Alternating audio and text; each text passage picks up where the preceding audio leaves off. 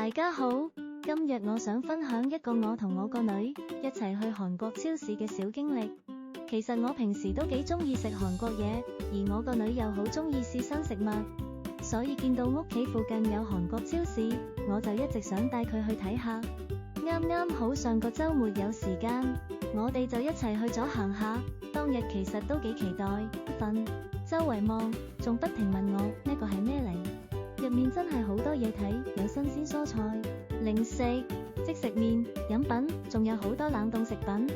啲包裝又好鮮豔，有啲仲有卡通人物，對小朋友嚟講真係好吸引。之後我哋去咗零食區，嗰度真係最多嘢揀。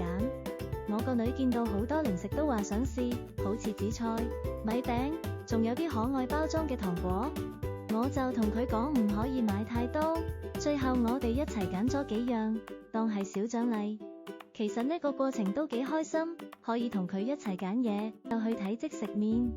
韓國即食麵好多都好辣，但我其實唔係好食得辣，不過我都想試下，所以揀咗一包辣少少嘅，另外再揀一包比較溫和嘅。有時都想挑戰下自己，試下新口味。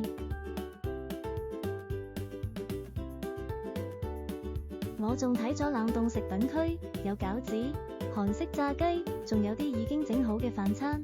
我覺得呢啲真係好方便，特別係平時忙或者照顧小朋友嘅時候，有時唔想煮太多，都可以簡單加熱就食得，幫到手好多。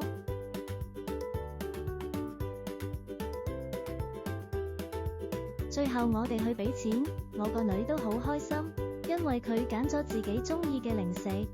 整體嚟講，今次唔單止係去買嘢，仲係一個好好嘅親子時間。我覺得呢個經驗好有趣，又可以接觸唔同文化。如果有機會，我一定會再同佢一齊去。多謝大家支持，聽咗咁耐。